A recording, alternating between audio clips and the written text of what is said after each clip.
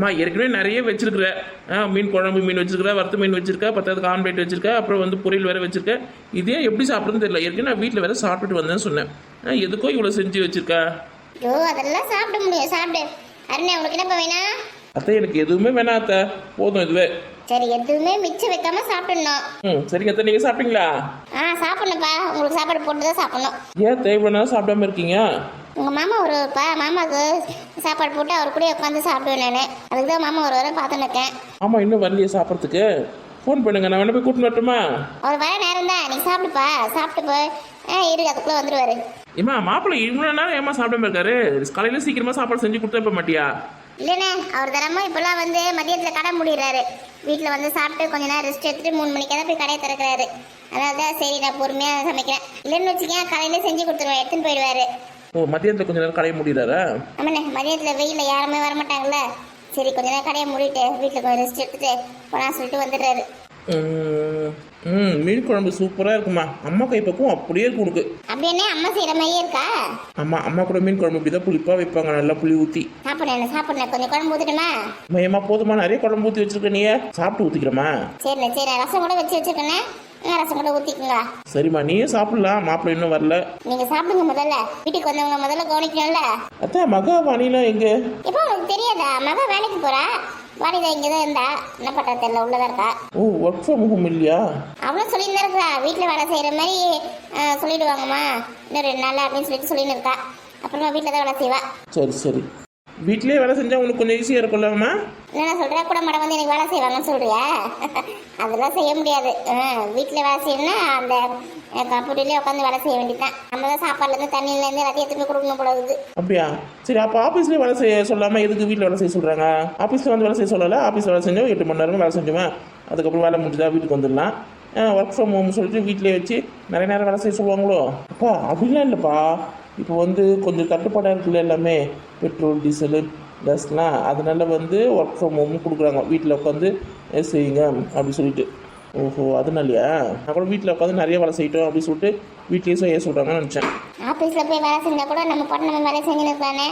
வீட்டில் இருந்துட்டா சத்தம் போடக்கூடாது, மிக்சி அரைக்கக்கூடாது, எந்த ஒரு சத்தமும் கேட்கக்கூடாது, நமக்கெல்லாம் பண்ணுங்கன்னு நினைக்கிறேன். நல்லா பார்த்துருக்குங்கண்ணே டிவிலெல்லாம். உன் பிரச்சனை உனக்கு. என் பங்குலாம் தனித்தனியாக பிரிச்சாச்சு. நல்லா ஊருக்கு அப்புறம் செம்மையாக இருக்கும். என்ன நீ அவரோட வந்து வேலைக்கு அனுப்பிச்சு விட்றது தானே? மகா வேலை செய்யுதுல்ல, அந்த மாதிரி எங்கண்ணா மகா படிச்சிருக்க மாதிரி தானே அருணை படிச்சிருக்கா? நல்ல சம்பளம் கிடைக்கணும். ஏமா அருண் என்ன வேலைக்கு அனுப்பிச்சிட்டா விவசாய வேலை யாருமா பார்க்கறது? என்ன விவசாயத்தில் என்ன கிடைக்கிறது? படித்த பிள்ளைய போய் விவசாயம் செய்ய அத்தை செய்ய சொல்லுங்க. இந்த மாதிரி கம்ப்யூட்டர் கம்பெனிக்கெலாம் போனான்னு வச்சுக்கேன், நல்ல கை நிறைய சம்பளம் தருவாங்க. சீக்கிரமா நல்ல கோடீஸ்வரனா இல்ல. ஏமா என்னதான் கோடீஸ்வரங்களும் ஆனாலும் சாப்பாட்டுக்கு சாப்பாடு வேணும்மா, அரிசி வேணும், காய்கறி வேணும், பழங்க வேணும், எல்லாமே வேணும். இதுக்கெல்லாம் விவசாயம் பண்ணாதானே கிடைக்கும். எல்லாருமே வந்து கம்பெனி வேலைக்கே போயிட்டா இதெல்லாம் யார் விவசாயம் வேலை பாப்பா? நீ பாட்டு படிச்ச பிள்ளைய ஏர் விடு, தண்ணி விடு, இதை களை கொத்து அப்படின்னு சொல்லிட்டு பண்ற. அவனுக்கு ஆசை இருக்குல்ல, கம்பெனிக்கெல்லாம் வேலைக்கு போனா 4 பசங்க மாதிரி நல்லா டிப்டாப்பா ட்ரெஸ் பண்ணிக்கின்னு கார்ல ஏறி வேலைக்கு போறான் அப்படின்னு சொல்லிட்டு ஆசை இருக்குல்ல. அவனை ஏன் இப்படி பண்றீங்க? அத்தை எனக்கு அதெல்லாம் ஆசை கிடையாது, எனக்கு விவசாயம் பண்ணணும்னு தான் ஆசை. அப்படி சொல்லிடி என் தங்க கட்டி. நீயும் என்ன அண்ணன் உங்க அப்பா மாதிரியே பேசுற, முட்டாள் மாதிரி. இது முட்டாள் மாதிரி பேசுறா? ஏன் அப்படி சொல்றீங்க? ஆமா, நம்மளதே வந்து வானம் பார்த்த பூமி. மழை பெஞ்சாதான் நமக்கு தண்ணி கிடைக்கும். வானம் ஒரு வருஷம் போயிடுச்சுன்னா கூட நம்ம கதை முடிஞ்சுது. ஒருபட்ட கடன்களை வாங்கி விவசாயிகளை எவ்வளோ பேர் கஷ்டப்பட்டு கிடக்குறாங்க. இதில் உரம் வேற 1008 வேலை விற்கிது. எப்படி விவசாயத்தை பண்ணி நீ அதே நம்பின்னு இருப்ப? உங்க அப்பா விவசாயம் பார்க்கட்டும், நீ எங்கன்னா கம்பெனிக்கு வேலைக்கு போ, அப்போ 4 காசு பார்க்க முடியும். அத்தை விவசாய முறையிலே நிறைய மாற்றங்கள் நம்ம பண்ணலாம். இப்போ சொட்டு நீர் பாசனம்லாம் வச்சுன்னா நமக்கு நிறைய தண்ணி தேவை கிடையாது. காய்கறிக்கெல்லாம் சொட்டு நீர் பாசனம் பண்ணிக்கலாம். பத்தாததுக்கு நம்ம தோட்டத்தில் வந்து கிணறுலாம் வெட்டி வச்சுருக்குமே, பம்பு செட்டு போட்டு தண்ணி விட வேண்டியதுதான். இயற்கை உரம் தான் இப்போ நம்ம தோட்டத்தில் நம்ம யூஸ் பண்ணுறது. இயற்கை உரம் இருக்கும்போது நம்ம எதுக்கு வெளியில் காசு கொடுத்து போய் உரம் வாங்க போகிறோம்? கெமிக்கல்லாம் போடுறது கிடையாது. அப்போ பிள்ளைய சொல்கிற வச்சு கேட்க மாட்டாங்க போடாது. எப்படியே போங்க, சொல்ல வேண்டிய சொல்லிட்டேன். கம்பெனிக்கு போனால் நிறைய காசு தருவாங்க, சம்பளம் அதை வச்சு நீ வந்து செட்டில் ஆகிடல லைஃப்லேயே.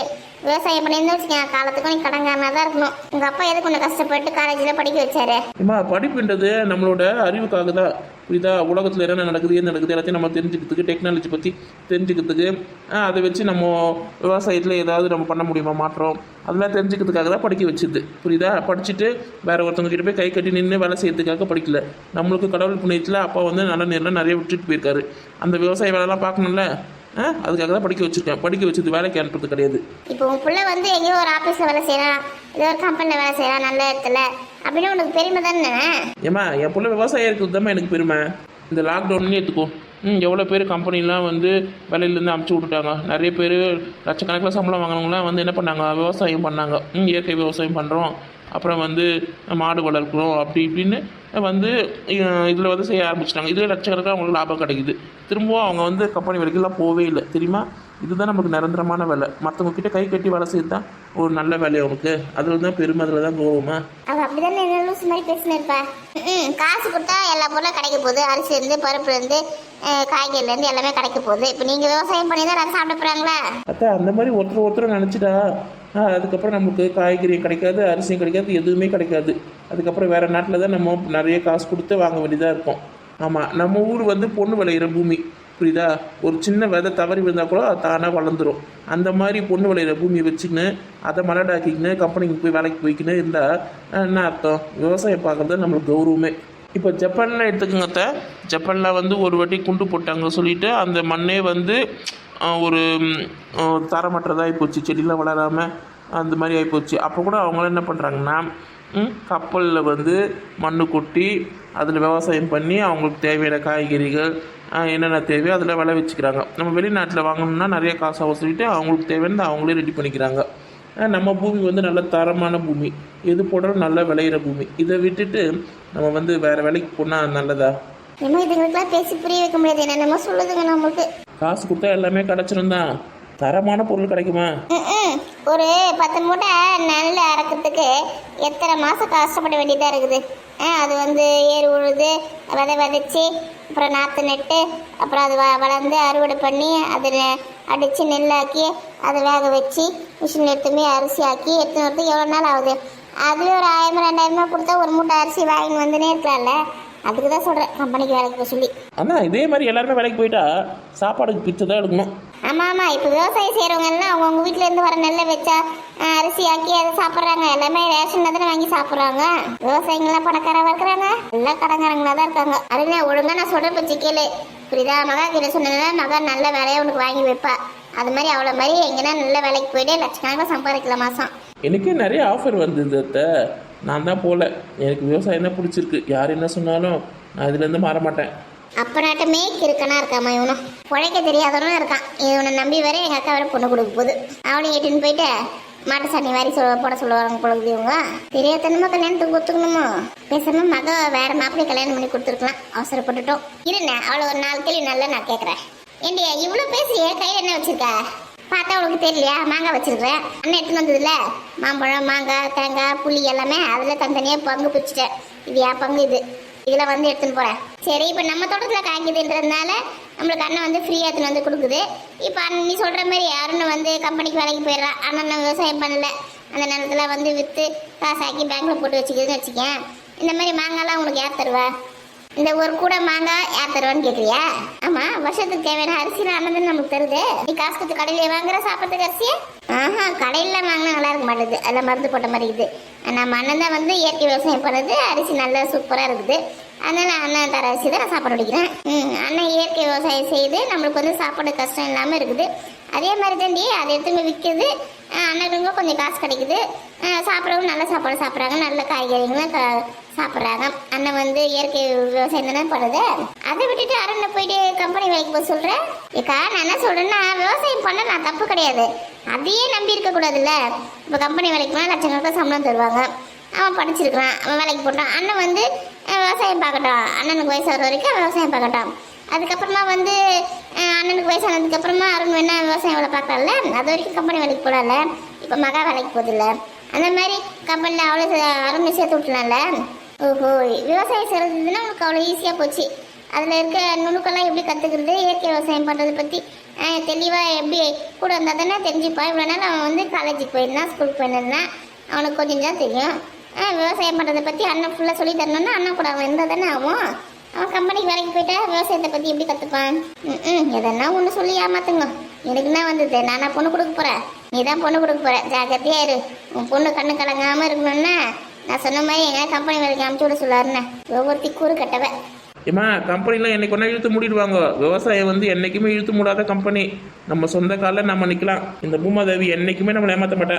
சரிங்க, ஒரு பாட்டு கூட இருக்குது. என்ன வளம் இல்லை இந்த திருநாட்டில், என் கையை ஏந்த வேண்டும் வெளிநாட்டில், ஒழுங்காய் பாடுபடு வயல் காட்டில், உன் மதிப்பு உயராது வயல் நாட்டில், விவசாயி விவசாயி கடவுள் என்னும் முதலாளி, கண்டெடுத்த தொழிலாளி, விவசாயி விவசாயி.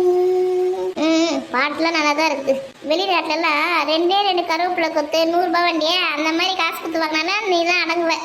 உனக்கு இங்கே நம்ம தோட்டத்திலே கிடைக்குது, எந்த பொருளாக இருந்தாலும் அண்ணன் வந்து கொடுக்குது. காய்கறியில் அந்த திமிரில் ஆடின்னு கிடக்குற நீலாம் வந்து 2 கத்திரிக்காய் 100 ரூபாய், 2 தக்காளி 200 ரூபாய் அப்படின்னு சொல்லிட்டு வாங்கினாதான் நீலாம் அடங்குவேன். ஒரு மூட்டை அரிசி ஒரு இடத்துல 5000 ரூபாய் 10,000 ரூபாய் விற்கிது.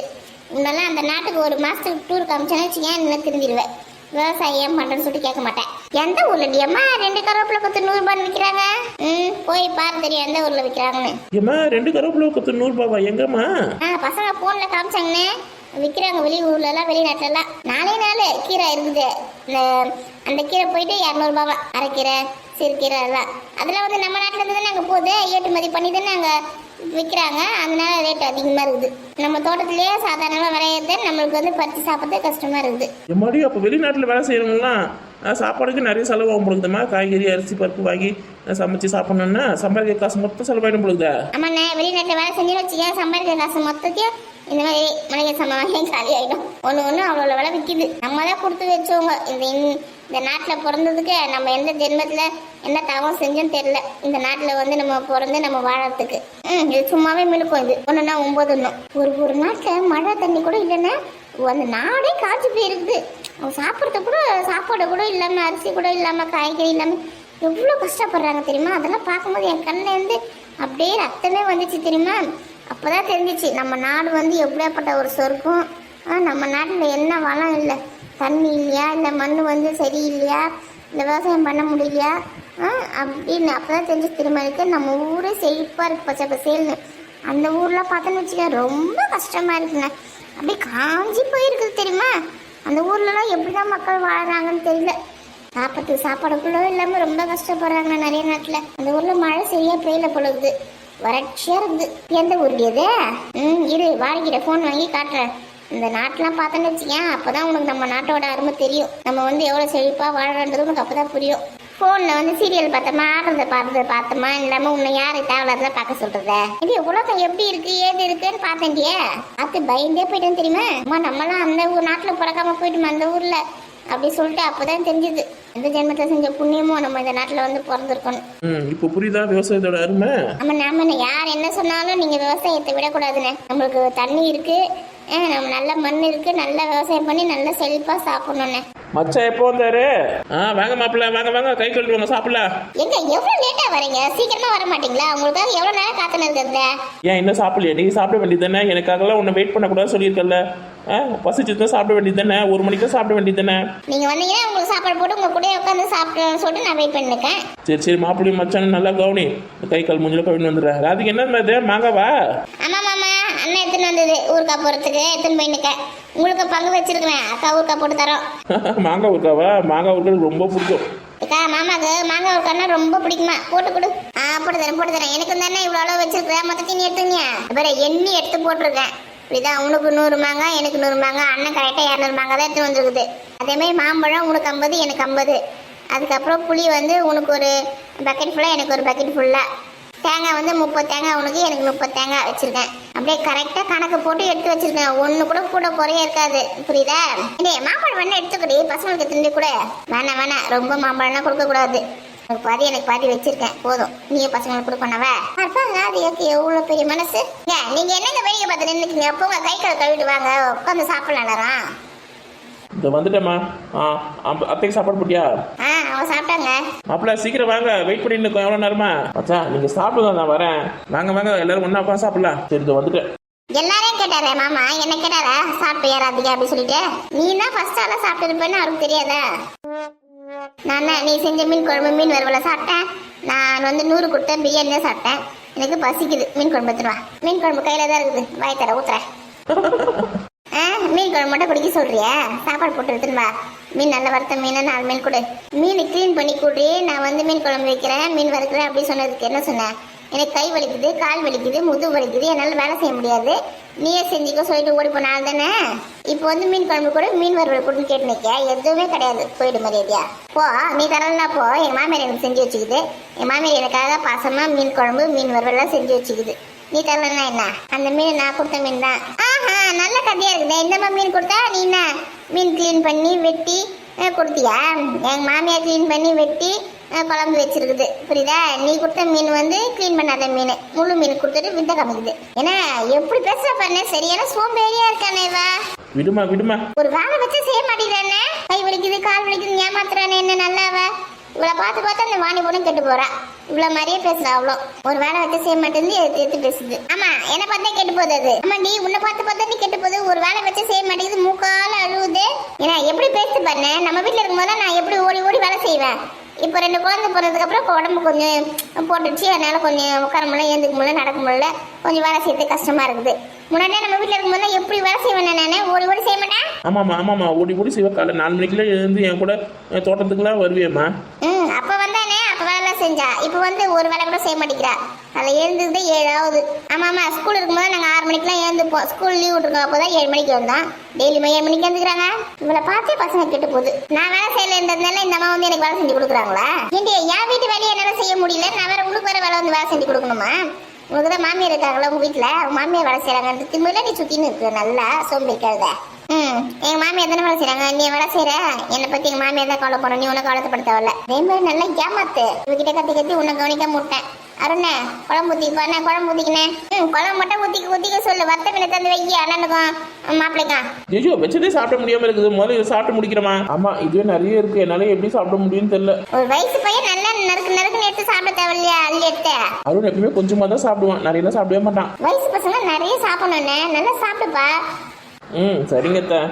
நல்லா மட்டனை வாங்கி கொடுங்க, நல்லா எலும்பா கடிக்கிட்டோம். வயசு பசங்க நல்லா சாப்பிட்டா தானே நல்லா தெம்பா இருக்க முடியும். அது புது மாப்பிள்ளை வேற ஆக போறாரு. அக்கா காடை கவுதாரி ஓடுறது பறக்கிறது தாவறது எல்லாமே வாங்கி போடு மாப்பிள்ளைக்கு.